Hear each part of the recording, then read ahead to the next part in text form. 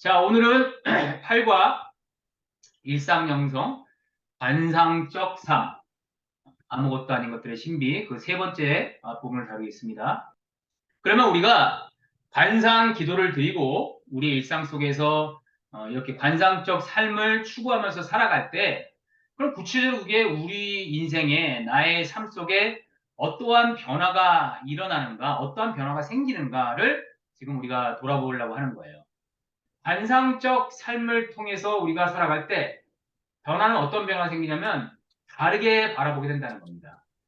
우리의 일상과 우리의 삶과 우리의 신앙, 또 이 세상을 바라보는 것들을 다르게 바라보는 그러한 훈련을 하게 된다는 거예요. 그런 연습을 하게 된다는 거예요. 다른 관점, 다른 마음으로 바라본다는 거예요. 그럼 구체적으로 그것이 무엇이냐? 제가 여러분 기억날지 모르겠어요. 그 삼과였죠? 겉사람과 속사람. 그 부분에서 사실 이걸 다루었던 부분인데, 이전에는 우리가 나 중심적으로, 나의 에고의 그 눈으로 이상 모든 것은 내가 중심이라고 생각하는 에고의 관점으로만 바라보았다면, 이제는 하나님의 현존 가운데 있는 속사람의 눈으로, 참 나의 눈으로, 참 자아의 눈으로 이제 바라보는 것으로 변화가 된다는 겁니다. 이렇게. 그러면 에고의 눈에서 참 나의 눈으로 바라보는 것이 무엇이냐? 그것은 뭐냐면 표층에서 심층으로 다르게 보기 시작한다는 겁니다. 그래서 이전에는 눈에 보이는 것들, 이 눈에 보이는 것들의 모든 것이 그것이라고 생각하고 그것만 바라봤었는데, 그것이 아니라 눈에 보이는 것, 그 표층이 아니라 눈에 보이지 않는, 감춰져 있는, 혹은 눈에 보이는 것 너머에 있는 그 심층적인 그런 차원에서 바라보게 된다는 거죠. 예? 보이지 않는 것들, 영적인 어떤 것들을 관심을 가지고 바라보게 된다는 거예요. 그리고 그것은 우리가 머리로서, 이성으로서, 지식으로서 생각하고 바라보던 것들에서 우리의 마음으로 내려가서 우리의 가슴으로 혹은 영적인 눈으로 바라보기 시작한다는 겁니다. 그래서 마치 관상 기도를, 저희는 기도를 우리의 이성을 사용해서 우리의 어떤 그런 상상력과 많은 것들, 그 이성을 사용해서 기도를 했다면 가슴으로 내려가서 그저 마음으로 하나님께 드리는 기도처럼 우리의 삶의 어떤 방식이라고 할까요? 우리의 삶을 바라보는 것도 머리에서 좀 더 가슴으로 내려가서 바라보게 된다는 거예요. 그래서 이성과 지식을 넘어서 일종의 뭐라 그럴까 지혜, 하나님이 주신 지혜와 그 통찰력을 가지고 어떠한 것들을 바라보기 시작한다는 거예요. 그래서 다른 식으로 표현하면 직관적인 지혜라고 표현할 수도 있겠죠. 관상적 삶은 오감이라는 게 있잖아요. 그래서 우리 뭐 시각, 뭐 촉각, 후각, 뭐 이렇게 5가지 오감이 있잖아요. 이게 어떻게 보면 우리의 겉사람의 감각인 거죠. 그런데 이 관상적 삶을 통해서 영적인 삶으로 들어가는 건 뭐냐면 이 오감을 넘어서 우리의 직관적 지혜를 우리가 계속해서 어떤 면에서 습득을 하고 그거 직관적 지혜, 직관을 계속해서 개발해 나가는 그런 과정이라고 생각하시면 돼요. 그래서 그것이 바로 우리의 머리에서 우리 가슴으로 들어가는, 바뀌는 그런 관점이라고 보시면 됩니다. 그리고 이렇게 될 때 우리는 어떠한 종교에서 영성으로 좀 더 관심사가 갖게 된다는 거죠. 종교라는 것도 있고 부정적인 건 아닌데 지금 제가 여기서 사용한 건 좀 부정적인 의미로 사용한 거예요. 종교 자체가 부정적이라고 볼 필요 없는데 여기에서는 좀 더 부정적인 그런 관점에서 바라본 거죠. 뭐냐 어떤 거죠? 일종의 그냥 이렇게 딱 구조화된 체계화된 어떠한 교리라는 것. 딱 여기를 이 체계 안에 있으면 안전해. 여기를 벗어나면 위험해. 절대 하면 안 돼라는 어떠한 종교라는 어떤 교리 혹은 윤리, 율법 이런 것들 너머에 있는 것들을 바라보게 된다는 거예요. 그렇죠? 그래서 신비신 하나님을 경험할수록 그거 너머에 있는 어떤 신비 그리고 그런 신비적 영성 그런 것들에 대해서 더 관심을 가지고 그런 관점을 바라봅니다. 당연히 이제는 우리가 내가 무엇을 가지느냐, 내가 어떤 것을 소유한 사람이냐, 내가 어떤 자리, 내가 뭐 예를 들면 뭐 내가 좋은 회사를 다니는 사람, 뭐 좋은 집에 사는 사람, 교회에선 내가 무슨 집사고 장로, 뭐 이런 사회적인 어떠한 것들, 가진 것, 소유로서 내 존재를 규정했다면 이제는 그것보다 더 중요한 것 무엇이에요? 나 자신, 나라는 것 자체, 나의 존재 자체에 훨씬 더 중요함을 생각한다는 겁니다. 하나님 안에 있는 그 하나님의 형상 그들의 모습인 나, 그에 대한 관심을 가져야 됩니다. 그리고 당연히 점점 더 영적인 삶, 관상적 삶으로 들어갈수록 나의 에고, 나의 노력들을 내려놓게 되죠. 그리고 내 안에 살아계신 성령께서 내 삶을 이끌어 가시는 걸 우리가 계속해서 알아차리고 또 인식하기 때문에 능동적인 삶에서 수동적인 삶으로 나아가게 됩니다.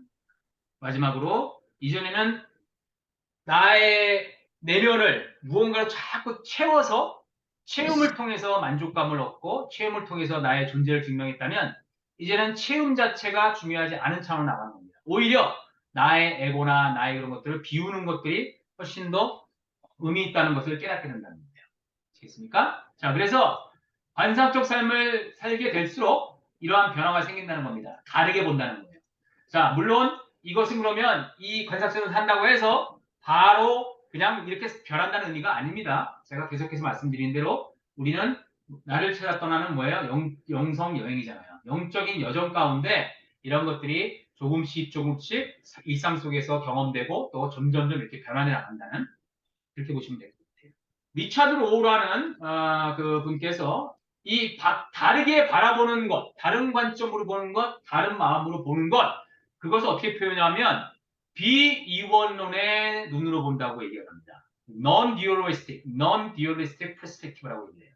이원론이 아니라는 거예요. 사실은 우리가 종교라는 거에 우리가 이제 속해 있을 때는 이 이원론을 많이 접근을 해요.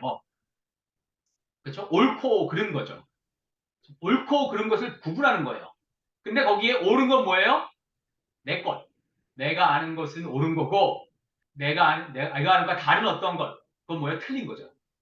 사실은 다른 거예요. 다른 거. 그래서 용어, 우리가 평소에 우리 언어 생활도, 그게 아니라 그 틀려요가 아니죠. 달라요라고 표현하거든요. different 하는 거죠. different인데 우리는 different를 wrong이라고 표현하거든요. 마치 내가 가진 것, 내가 아는 것이 옳은 것이고 그것이 아닌 다른 것은 틀린 것이라고 바라본다는 거예요. 그게 바로 이원론이죠. 그래서 나와 너를 구분하고, 그렇죠? 선과 악을 구분하고, 성과 속을 구분하고, 그렇죠? 그리고 우리 편이 있고 나쁜 놈들이 있죠. 적이 있는데 이런 식으로 바라본다는 거예요. 하지만 관상적 영성은 이렇게 둘로 나누는, 그래서 either or 이게 뭐예요? 우리말로 뭐냐면 이것이냐 저것이냐죠. 이것이냐 저것이냐. either or.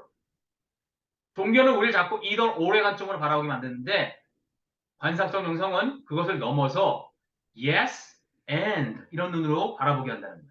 용어가 좀 재밌지 않습니까? yes and. 우리가 믿는 어떠한, 우리가 알고 있는 내가 익숙한 어떠한 개념들이 그것만이 옳고 그건 아닌 것이 그르다는 차원이 아니라 내가 알고 있는 것이 맞아요. 그래요. 그리고 또 뭐가 있느냐 이거예요. 그 너머에 무엇이냐를 보기 시작한다는 거예요. 대표적으로 예를 들면 뭐라고 얘기할까요? 예수님을 믿음으로써 우리가 구원을 받는다. either or 관점에서는 예수를 믿음으로 구원받고 예수를 믿지 않으면 뭐예요? 지옥 간다는 거죠. 이게 either or의 관점이에요. 그런데 yes and의 관점 뭐냐면 예수를 믿음으로 구원받아요. 맞아요. 그리고 그 너머의 것들이 이건 무엇이냐? 예수를 믿는다는 것은 무슨 의미냐? 구원받는다는 건 무슨 의미냐? 그리고 그 너머의 것들을 볼 수 있는 눈을 가진다는 거예요. 그게 바로 비이원론의 눈으로 바라본다고 리차드 로우는 얘기합니다.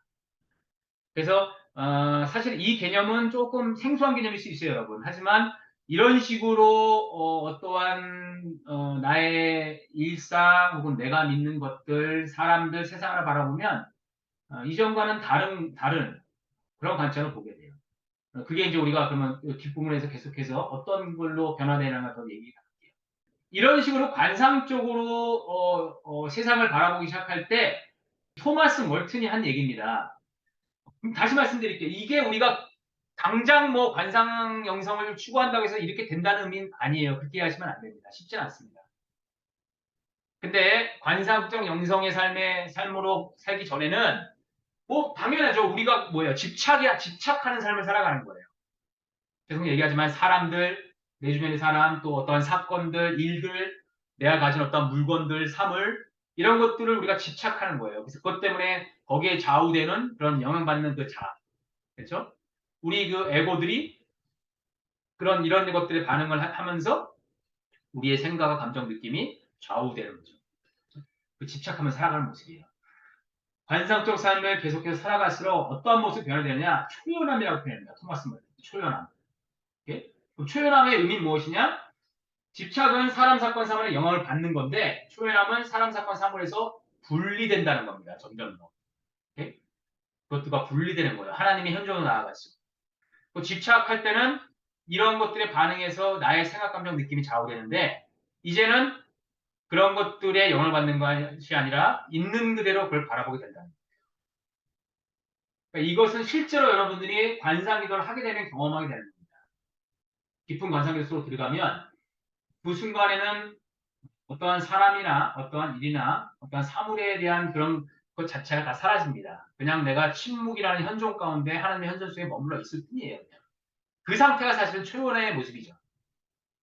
그리고 나의 그 상태를 그냥 있는 그대로 현존 가운데 있고 나의 모습을 그대로 바라보는 형태로 있는 거예요. 마치 그런 관상기도의 상태에서 관상적 삶으로 연결될 때 관상기도를 계속 연습하고 꾸준히 할수록 우리의 삶의 자세도 초연하는 모습으로 점점 더 나아간다.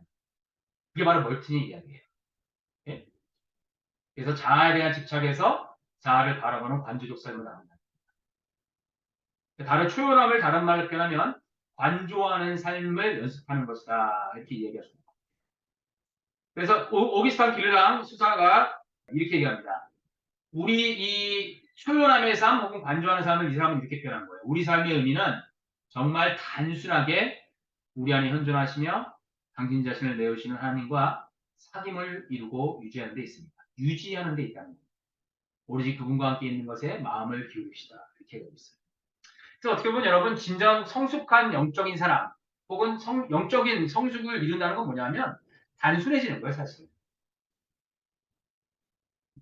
내 주변에 많은 것들을 점점 더 움켜쥐려고 하고 이런 것들에 내가 막 그냥 복잡하게 살아가는 것이 아니라 자연스럽게 점점 더 단순한 모습으로 나아간다는 거죠. 자, 그리고 그렇게 단순하게 어떻게 살아가느냐? 바로 나에게 맡겨진 바로 지금 이 순간을 그저 살아가는 겁니다. 바로 지금. 그래서 그것을 지금 여기에 이렇게 표현하는 거죠. 영어로 얘기하면 here and now가 되겠죠.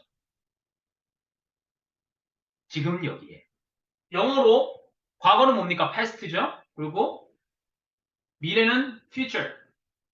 지금이 뭐예요? 현재가 present잖아요. present. 근데 재밌는 게 present이 뭐예요? 또 다른 의미가 선물이잖아요. 선물. present. 우리가 지금 이 순간은 하나님께서 우리에게 허락하신 선물인 거예요. 사실. 그렇기 때문에 우리가 지나간 과거나 아직 오지 않은 미래에 자꾸 마음을 빼앗길 필요가 없다는 거예요. 과거는 이미 지나갔고 미래는 어떻게 될지 모르는 거예요. 아직 오지 않을 수도 있고 올 수도 있는 거예요. 그렇죠? 그래서 근데 우리는 어리석게도 뭐예요? 내가 과거에 있었던 어떤 일, 어떤 것에 대한 후회를 안고 살아가고 또 올 수도 있고 오지 않을 수도 있는 어떻게 될지도 모르는 미래에 대한 걱정을 안고 산다는 거예요. 점점 더 그런 것들에 우리 마음을 복잡하게 만든다는 거죠. 반상적 삶은 과거에 매여 있는 것이 아니라 또 미래에 또 사로잡혀 있는 것이 아니라 바로 지금 이 순간, 나에게 맡긴 지금 이 순간에 지금 여기에서 그것을 그냥 살아가는 겁니다. 그게 굉장히 중요한 이 관상적 삶의 개념이에요. 지금 여기에.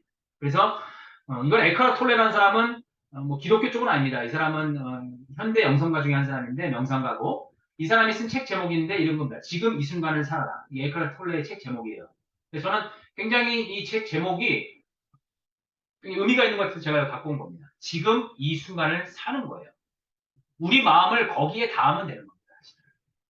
그게 관상적 삶의 모습이다. 그렇게 이해하시면 것 같아요. 우리가 그러면 관상적 삶을 이렇게 살 때 어떠한 삶의 열매들이 맺히느냐? 그것을 한번 알아볼게요. 자, 관상적 삶의 열매들. 이것은 관상적 삶을 살아갔던 영성가들, 신비가들이 이야기한 것이기도 하고 제가 관상영성을 실제로 살아가면서 제가 경험했던 겁니다. 예. 제가 경험했던 것들을 또 말씀을 드리는 거예요. 자, 다시 또 말씀드릴게요. 그럼 제가 완전히 이런 것들을 속에서 살아가느냐? 그 말씀 전혀 아니에요. 그런 건 아니고 관상적 삶을 제가 살아가면서 어떠한 내적인 열매들이 맺혔는가를 여러분들과 쉐어링을 좀 할게요. 첫 번째는 겁니다. 내가 누구인지 알게 되는 겁니다. 나의 참된 정체성이 뭔지를 알게 되는 거죠. 그렇죠? 내가 누굽니까? 진짜 나는 누굽니까? 내 안에 살아계시는, 내 안에 현존하시는, 내 영혼 깊은 곳에 계시는 그 하나님 자리에 계시는 그 하나님의 성령, 하나님의 영 안에 있는 나. 그게 진짜 나라는 겁니다. 그게 나의 참된 정체성이라는 겁니다. 그렇기 때문에 나의 그 참된 정체성 내가 알기 때문에 나의 진짜 나를 존귀하게 생각을 하는 거죠. 나의 겉살 모습이 어떠하든 내가 뭐 어떤 사회적 지위와 명성이 있건 아니면 내가 저 밑바닥 인생을 살아가건 누구한테 인정을 받건 인정받지 못하건 그것은 다 둘째 문제라는 거예요. 진짜 나의 정체성 그것은 뭐냐? 하나님 안에 있는 나. 그렇기 때문에 내가 존귀하다는 거죠. 내가 그렇게 귀한 사람이라는 거예요. 그래서 내가 존귀한 이유는 나의 에고 때문에 존귀한 게 아니라 하나님 안에 진짜 나 때문에 내가 참으로 존귀한 존재입니다. 그것을 발견하고 깨닫고 살아가는 거죠. 그게 나의 정체성이라는 거죠. 자, 그렇게 나의 진짜 정체성을 알게 되니까 뭐예요? 나의 겉사람, 보여지는 내 모습, 때로는 참 부끄럽잖아요. 별볼일 없는 존재에 대해. 저는 사실 그랬습니다. 제가 진짜 별볼일 없는 인생을 살아갈 때는 제가 뭐가 된 사람인 줄 사실 착하고 많이 살았습니다. 네. 근데 이제는 제가, 모르겠어요. 진짜 저의 정체성을 좀 이렇게 깨달으면서 가니까 제 꼬라지를 그대로 보게 돼요. 얼마나 내가 어리석고 연약한 존재인지. 이건 제가 괜히 뭐 무슨 여러분들 가리키면서 뭐 좀 겸손한 척 하려고 드린 말씀이 결코 아니에요. 제 스스로 저의 모습을 보면 하나님 앞에서 참 가련한 사람이라는 거. 이 표현이 참 맞는 말이겠네요. 가련한 존재라는 걸 참 많이 느끼게 됩니다. 실제. 근데 내 모습이 가련한데 그냥 그 모습 그대로 받아들이는 거예요. 그게 내 모습이라는 거죠. 그것은 내 인생에 중요한 게 아니기 때문에 내 인생에 진짜 중요한 것은 내 안에 참된 나, 그 정체성이 중요한 거야. 그렇기 때문에 나의 겉모습들은 그냥 그 모습 그대로 받아들이는 겁니다. 있는 모습 그대로. 또 하나 관상적 삶을 살아갈 때 우리 내적으로 가지게 되는 그 열매는 어떻게 보면 내적 열매의 가장 대표적인 특징일 겁니다. 내적인 평화입니다. 내적 평화. 그래서 우리가 관상적 삶을 추구하면서 내적인 평화나 스트레스 해소나 이런 것들 자체가 목적이 아니라고 말씀을 드렸죠. 그러나 그 목적은 아닐지라도 열매로서 분명히 그런 게 생깁니다. 이전보다 훨씬 더 어떤 삶 속에 살아가면서 평화로운 마음이 분명히 생깁니다. 평화를 얘기하니까 제가 한 가지 그 이야기를 좀 나누고 싶은데 우리가 평화 한번 떠올려 보세요, 여러분. 평화라는 만약에 어떤 그림이 있다. 그림을 한번 생각해보세요. 평화라는 그림. 아니면 평화로운 모습, 뭐 이런 그림. 그럼 뭐 마치 평화하면 저 푸른 초원 위에 경치가 딱 좋은. 예를 들면 요세미티 어떠한 그 계곡이라든지 하와이의 해변이라든지 거기에서 어떤 한 사람이 이렇게 누워 있거나 앉아서 그걸 바라보는 장면. 그렇죠? 우리는 그거 어떤 평화 생각하면 이제 그런 것들 많이 생각하는데 제가 들은 이야기인데 기독교의 평화는 무엇이냐라고 그림을 이제 이야기해 주는데 마치 이런 거예요. 엄청난 폭풍우가 치는 그 그림입니다. 폭풍우가 막 치고 있는데 그 산에 뭐라고 표현할까요? 그 일종의 이 돌무더기에 새 한 마리가 이렇게 딱 있는 거예요. 폭풍우를 막 치는데 그리고 그 제목이 평화라는 거예요. 이게 왜 평화지? 근데 거기에 담겨 있는 의미 뭐냐면 폭풍우가 치고 그 돌산에 새 한 마리가 있는데 그 새가 품고 있는 게 뭐냐면 어미새가 아기 새를 품고 있었던 거예요. 그리고 평화는 뭐냐? 폭풍우가 치는 그 환경 속에서 어미새가 품고 있는 그 아기새의 상태가 평화라는 거죠. 그게 하나님의 사람들, 하나님 믿는 사람들이 누릴 수 있는 평화라는 거예요. 그래서 우리의 삶의 조건이 무슨 하와이의 해변처럼 편하고 좋아서 평화를 누리는 것이 아니라 비록 우리의 삶은 폭풍우가 칠 수도 있고 비바람이 몰아칠 수도 있지만 우리를 감싸고 계시는, 우리를 안아주고 계시는 그 하나님의 그 품 안에 우리가 현존하고 있기 때문에, 품 안에 있기 때문에 우리가 평화를 누리고 있습니다. 마치 어미새가 품고 있는 아기새처럼. 그게 내적인 평화라는 겁니다. 그리고 분명히 이전과 다르게 내 삶에 대한 불만들, 내 주변에 대한 불만들, 혹은 다양한 불안이 있을 수밖에 없죠, 우리 인생에. 근데 그런 것들이 점점점 줄어들게 됩니다. 저의 경험 속에서 이런 말씀입니다. 자, 또 다른 모습에서는 또 깊은 충만이라고 표현할게요. 깊은 충만. 관상 기도를 드리고 또 삶 속에서 관상체 싸움 연습할 때 무언가 이렇게 뭐라 표현할까 이렇게 풍선이 바람이 가득 들어찬 듯한 어떤 그런 뭐 느낌들, 충만한 것들. 그 말로 참 표현하기 쉽지 않은 깊고 좀 잔잔한 그런 충만함이 있어요. 충만함이. 특별히 깊은 관상 기도를 하고 나서 그것들 경험하게 됩니다. 그래서 영어에 여러분 saturated이라는 표현 혹시 아세요? saturated이라는 표현이 있어요. saturated이라는 표현이 뭐냐면 마치 스폰지가 있잖아요. 스폰지가 이 스폰지가 어떻게 되냐면 물로 흠뻑 젖은 상태예요. 스폰지가.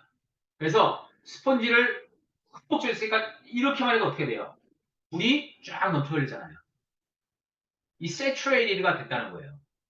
하나님의 사랑, 하나님의 은혜에 깊이 그냥 푹 빠져 있다는 겁니다. 그렇기 때문에 살짝만 건드려도 마치 물이 흘러가듯이 내 속에 사랑이 그냥 자연스럽게 흘러가는. 그래서 어떻게 보면 반삭제서 살면서 우리가 나누게 되는 사랑이 바로 이런 모습이라고 생각합니다. 무언가 억지로 자꾸 글쎄요. 그런 노력도 필요하긴 하겠죠. 하지만 막 억지로 막 무언가 사랑하려고 하고 애쓰려고 하는 그것 이전에 하나님의 사랑 안에 푹 잠겨 있으면 세츄레이드 돼 있으면 그냥 툭 건드려도 그냥 자연스럽게 흘러가는 그런 깊은 충만들 그런 것들을 누린다는 거죠. 자, 또 관점의 변화, 나 중심에서 그리스도 중심 관점이 바뀐다는 거. 이거는 앞부분에 달았죠. 그렇게 관점이 변화된다는 겁니다. 그래서 실제로 현실의 문제는 여전할 수 있어요. 내가 고민하는 문제들, 해결되지 않는 문제들이 사라지는 게 아닙니다. 그건 여전히 있을 수 있다는 겁니다. 하지만 그 문제들을 바라보는 관점이 바뀌니까 문제가 이전과 같이 막 내가 막 너무 괴롭고 힘든 것이 아니라 그 문제들을 그냥 자연스럽게 받아들이게 된다는 겁니다.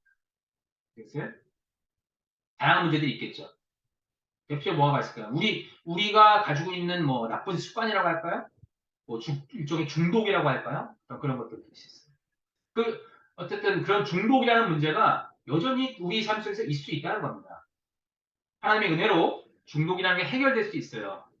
할렐루야죠. 감사한 거죠. 하지만 어떨 때는 아무리 기도해도 이 중독을 내 벗어나고 싶은데 벗어나지 않는 마치 다우사라고 고백했던 하나님 나에게 이 가시를 제거해 주십시오라고 했는데 하나님께서는 제거해 주지 않았죠. 그리고 뭐예요? 네 은혜가 내게 족하다고 했죠. 전에는 중독이라는 것, 내가 가진 이 중독이라는 연약함이 정말 나를 힘들게 하고 괴롭게 하고 나를 쓰러뜨리고 절망케만 하는 그 중독이었는데 관점을 바꿔서 이야기하니까 오히려 그 중독이라는 것이 여전히 해결되지 않지만 하나님께서 일하시는 은혜의 통로, 나의 연약함을 드러내고 연약함 속에서 하나님께 나아가게 하는 은혜의 통로가 될 수 있다는 겁니다. 이렇게 관점이 변합니다. 여전한 문제가 있을지라도 다르게 보기 시작합니다. 자, 그리고 그런 모습을 쉽게 말하면 관상적 삶, 관상적으로 살아가기에 우리가 익숙한 표현은 뭐냐면 바로 성령 충만이죠. 성령 충만. Filled with the Holy Spirit. 성령님과 동행하는 삶이라는 겁니다. 오케이. 자, 바로 이러한 것들이 관상적 삶을 살아갈 때 생기는 내적인 열매들이라는 걸 말씀드리겠습니다. 이런 모습이 점점 더 많아지면 좋겠죠? 그렇죠, 여러분? 네. 그게 될 수 있습니다. 우리의 앞서갔던 수많은 신앙의 선배들이 경험했던 것이고, 그리고 사실 저도 경험하는 것들이고, 여러분도 뭐 관상적 삶이라고 표현하니까 더 쉽게 표현하면 그냥 하나님과 더 가까워집니다. 우리 주님과 더욱더 동행하는 삶을 살면 이런 내적인 열매들이 생긴다는 거예요. 반대로 내가 신앙생활을 열심히 한다고 교회를 열심히 다니는데 이런 내적 열매들이 안 생긴다. 그러면 자기의 신앙생활을 돌아봐야 된다. 자, 외적 열매 그러면 내적으로 그런 열매가 생기는데 관상적으로 살아갈수록 관상적 삶을 살 때 외적으로는 어떠한 열매들이 맺히는가? 그래서 한번 나눠볼게요. 외적 열매. 첫 번째는 관상하는 사람들. 그 사람들 관상가라고 표현하겠습니다. 관상가라고 표현할게요, 제가. 관상가들이 가지는 첫 번째 특징이 뭐냐면 부드러움입니다. 부드러움. 부드러운 마음에서 나오는 부드러운 태도예요. 이건 사실은 당연한 거죠. 하나님의 그 깊은 사랑과 은혜를 경험하면 경험할수록 내가 훨씬 더 부드러운 사람이 되는 거죠.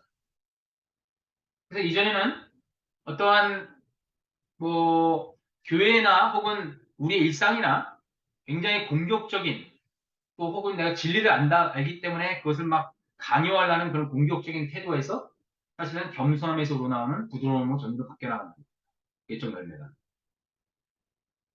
어떤 면에서 사실 이거는 좀 성격과 기질에 따라 좀 다르기도 하겠죠. 그렇죠? MBTI 뭐 그거에 따라서 어떤 사람들은 좀 더 막 적극적이고 막 이렇게 어그레시브한 사람이 분명히 있을 거예요. 그리고 좀 더 그냥 내추럴리 좀 좀 편한 사람들, 좀 더 이렇게 부드러운 사람들이 분명히 있긴 할 겁니다. 근데 그런 내추럴한 태생적인 어떤 성품이나 그런 것과는 다르게 분명히 우리 삶의 열매로서 부드러운 사람이 된다는 거예요. 왜? 내 에고를 점점점 내려놓는 연습을 하게 되기 때문에 다른 사람들이 점점 더 부드러운 그런 것들을 가진다는 거예요. 참 어떤 면에서 안타까운 것은 예수를 잘 믿을수록 하나님을 더 섬길수록 우리가 이런 부드러운 모습이 나타나야 됩니다. 근데 이런 게 참 없는 오늘날의 참 모습들이 많죠. 그래서 안타깝죠. 예수님의 정신은 뭐예요? 핵심은 뭐냐면 사랑이거든요. 사랑과 한대. 누구나 받아주고 이해해주고 사랑과 환대 정신인데 어떻게 요즘에 이 기독교의 모습들 많이 옮모는 게 뭐예요? 혐오와 배제의 모습이 너무 많잖아요. 공격적이고 다른 것에 대해서 막 그냥 쏘아붙이고 그게 참된 영적인 삶일까 참된 기독교일까 돌아보게 됩니다. 그래서 이전과 다른 어떤 부드러운 모습들 그런 것들이 내적인 삶의 열매가 생긴다는 겁니다. 두 번째는 자유함이다. 자유함. 자유함. 이전에는 내가 일종의 종교 생활 혹은 교회 생활이라는 그런 것들을 열심히 할 때는 요 테두리를 벗어나는 게 쉽게 말하면 위험한 것 같으니까 그 테두리만 갇혀 있는 겁니다. 그래서 그 교리라는 것들, 어떤 거기서 가르쳐 준 어떤 윤리라는 것들, 그런 것들 속에만 딱 갇혀 있다는 거예요. 그래서 내가 믿는 바, 나의 종교, 나의 세계관, 그런 것만이 다라고 생각을 하면서 많이 살아간다는 거예요. 그런데 관상적 삶을 살아갈수록 그건 너머에 계신 신비신 하나님 만날수록 점점 더 자유로워지는 거죠. 영적인 자유로움을 경험하는 거예요. 어떤 사람은 그것이 위험하다고 말할 수도 있겠어요. 하지만 저는 뭐 우리의 영적 력 자체가 모험인 것이고 그런 위험함은 충분히 감수할 만한 위험이라고 생각합니다. 그리고 그 위험함 속에서 분명히 하나님께서는 선한 길로 인도하신다는 믿음으로 받고 갑니다. 예수님께서 말씀하셨잖아요. 하나님께서 일하시는 성령께서 일하시는 거예요. 바람처럼 어디로 와서 어디로 부든지 모른다고 했잖아요. 하나님의 영이신 성령이 일하시는 방법은 우리가 생각하는 딱 틀거리에서 일하시지 않아요. 그것을 부수어뜨리고 그건 너머에서 성령께서는 많이들 행하십니다. 그것이 바로 하나님의 신비라는 거예요. 그리고 거기에 대해서 우리는 열린 마음을 가져야 돼요. 우리 것 때문에 우리는 그런 관점으로 접근할 때 굉장히 자유로워집니다. 이런 거죠. 어떻게 보면 그 자유로움을 이렇게 표현할 수 있겠어요. 저기 상자 비유에 나오는 게 있잖아요. 큰 아들은 뭐예요? 성실한 겁니다. 저 아버지 옆에서 맡겨진 일을 성실하게 잘했잖아요. 성실하지만 뭐예요? 아버지가 이미 준 것을 그 은혜를 누리지 못하고 살아가고 있잖아요. 거기 그런 어떤 자기가 만들어 놓은 틀거리에 갇혀 살아가고 있잖아요. 그런데 작은 아들은 뭐예요? 작은 아들은 뻔뻔하잖아요. 아버지께 막 요구하고 막 지 맘대로 허락마땅하게 살고 뻔뻔한 존재예요. 근데 뭐예요? 결국 하나님의 아버지의 그 은혜를 경험하잖아요. 그 잔치를 누리잖아요. 그렇죠? 이런 것처럼 어떤 면에서는 하나님 앞에서 단단한 큰아들보다는 뻔뻔하지만 하나님의 은혜를 마음껏 누릴 수 있는 그런 자유함을 가지고 살아가는 그런 모습이 관상적 연애 모습이 나온다는 겁니다. 자, 그리고 당연히 이런 부드러움과 자연이 있기 때문에 열린 마음으로 많은 것들을 대하게 됩니다. 그래서 자기와 다른 것들에 대해서 혐오와 배제에서 관대함과 이해로 바뀌어진다는 겁니다. 나와 다른 것, 나와 다른 것이 틀린 게 아니라는 거죠. 다르게 살아갈 뿐이라는 거예요. 많은 것들이. 그런 것들에 대해서 열린 마음이 필요하다는 거예요. 그리고 특별히 어떤 여러 가지 우리가 생각하는 기독교라는 틀, 그 너머에 있는 것들을 열린 마음으로 우리가 바라볼 필요가 있다는 겁니다. 뭐 다양한 사회 이슈부터 여러 가지 것들이 있겠죠. 그리고 어떻게 보면 이런 것도 얘기할 수 있겠어요. 지금 우리가 얘기하는 게 관상영성이잖아요. 관상적 삶이잖아요. 저는 이 관상영성, 관상적 삶이 영적으로 굉장히 저한테 유익하고 좋다고 생각합니다. 그런데 이것만이 하나님을 만나는 길이고 이것만이 정말 참된 영적인 길이 아니라는 거예요. 그럴 필요 없다는 거예요. 저는 이게 좋으니까 이렇게 하지만 또 어떤 사람은 관상적 영성이 아니라 다른 방식을 통해서 하나님을 만나고 더 하나님을 사랑할 수 있다는 거예요. 다른 방식이라는 열린 마음을 가지기 필요하다. 중요한 것은 어떠한 방식을 사용하느냐, 어떠한 모습이냐를 떠나서 하나님과 동행하는 삶, 혹은 하나님과 함께 사귐을 누리는 삶을 살아가고 있느냐. 그게 중요하겠죠. 그치? 우리가 이렇게 열린 마음을 가질 수 있는 건 뭐냐면 하나님의 은혜를 경험하면 경험할수록 점점 더 그렇게 됩니다. 왜냐하면 이 어리석고 연약한 가련한 나를 그대로 받아주신 하나님, 그 은혜를 알면 알수록 내가 그것을 나를 그냥 그대로 받아주셨기 때문에 다른 것들, 내가 마음에 안 드는 것들도 사실 그냥 그대로 인정하고 받아들일 수 있게 된다는 겁니다. 그 브레넌 매너이라는 분이 계시는데 기독교 작가예요. 원래 신부였는데 재밌는 인생을 사신 분이에요. 이 브레넌 매너이라는 분이 자기의 인생을 다 돌아보고 회고록 비슷하게 쓴 책이 있는데 제목이 All is Grace예요. 모든 것이 은혜다. 자기 인생이 은혜, 하나님의 은혜였다는 거죠. 이분이 자기의 삶을 표현할 때 어떻게 보면 어느 불황자의 인생 아마 그렇게 얘기할 거예요. 자기의 삶이 불황자 같은 삶이었다는 거예요. 근데 그렇게 살아왔는데 그 모든 것이 은혜였다는 거예요. 그렇게 표현하면서 하나님의 은혜를 어떻게 표현하냐면 이분이 되게 재밌는 말을 써요. 하나님의 은혜란 괜찮지 않아도 괜찮다는 거예요. 괜찮지 않아도 괜찮다. 그것이 바로 하나님의 은혜라는 거예요. 은혜의 의미라는 거예요. 영어로는 It's okay to not be okay입니다. It's okay to not be okay. 괜찮지 않은 나를 그대로 받아주시는 거예요. 하나님께서 나를 괜찮지 않은 나를 괜찮다 받아주셨으면 다른 사람도 그렇잖아요. 내가 보기에 괜찮지 않을 수 있잖아요. 근데 하나님께서 저 괜찮지 않은 사람을 그대로 받아주신다는 거예요. 그럼 나도 내가 보기엔 좀 괜찮지 않은데 내가 괜찮아라고 열린 마음으로 받을 수 있다는 거죠. 그게 나에게 주신 하나님의 은혜고 내가 은혜의 눈으로 사람들을 대하는 거죠. 예? 그런 열린 마음을 가져야 됩니다. 자, 그리고 마지막으로 관상적 삶의 외적 열매의 어떤 면에서 최종적인 거겠죠. 사랑과 환대입니다. 사랑과 환대. 이것은 우리가 다음 주에 관상과 공동체, 관상과 세상에서 더 깊이 다루겠지만 관상적 삶의 마지막 궁극적인 열매는 결국 사랑입니다. 사랑.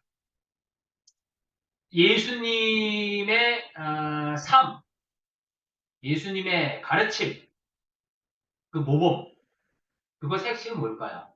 너무 잘 알다시피 이건 사랑이죠, 사랑. 사랑의 모습을 다른 말로 표현하면 무조건적인 환대죠. 다른 사람은 받아주지 않는 사람들, 소외된 사람들, 가난한 사람들, 별별 없는 사람들, 죄인이라고 그 칭함을 받았던 사람들, 그 사람들을 그 모습 그대로, 야, 너의 모습을 바꿔야지 들어올 수 있어. 이게 아니라 그 모습 그대로 그냥 사랑해 주시고, 뭐예요? 그 모습 그대로 하나님 나라의 잔치에 초청을 해주시는 거죠. 그게 우리 예수님께서 사셨던 모습이고, 우리에게 보여주는 모습입니다. 관상적 삶을 살아갈 때, 우리도 점점 더 그리스도 안에서 예수님을 닮아가면서 사랑과 환대의 모습으로 바뀌어간다. 그래서 이전에는 이웃에 대해서 좀 무관심하게 살아갈지라도 이제는 관상사람 살수록 공감과 연민 또 섬기는으로 점점점 마음이 바뀌어가고 그런 삶으로 나갑니다. 자, 그래서 이것이 바로 관상적 삶의 내적인 열매와 외적 열매라고 이야기할 수 있겠습니다. 그것을 성경의 갈라디아서 5장 2절 말씀, 아니 5장 갈라디아서 5장 22절 말씀에 이렇게 표현하고 있는 거예요. 성령의 열매는 사랑과 기쁨과 평화와 인내와 친절과 선함과 신실함과 온유와 절제 이렇게 표현하고 있어요. 관적 삶의 열매는 이런 성령의 열매들이 자연스럽게 나타납니다. 자, 그럼 그와 반대로 점점점 줄어져 가는 것. 그것은 뭐냐? 우리의 에고의 모습들. 에고가 일으키는 어떤 그걸 뭐 용어로 표현하면 죄라고 했죠. 죄를 점점점 벗어나가는 거예요. 여러분, 이 사막 교부들이 이런 것들을 하나님과 가까이일수록 점점 더 벗어나게 되고 또 이런 유혹에 빠지지 않도록 조심하라고 이야기해 줍니다. 그게 7가지 죄라고 표현하는데 그것은 뭐냐? 교만과 시기와 분노와 나태와 탐욕과 탐식과 정욕 이 7가지입니다. 이런 것들에서 점점점 벗어나는 모습으로 나아간다. 이 7가지 죄를 그냥 한 단어로 표현하면 뭐가 될까요? 한 단어로 표현하면 자기 사랑입니다. 자기 사랑. 자기 에고를 사랑하는 것. 에고 중심으로 살아가는 것. 하나로 표현하면 한 단어로 표현하면 그렇게 되겠죠. 나의 에고 중심의 삶에서 차츰 벗어나게 되는 것. 자, 그래서 이제 결론적으로 이야기하겠습니다. 관상적 삶을 살아간다는 게 뭐냐?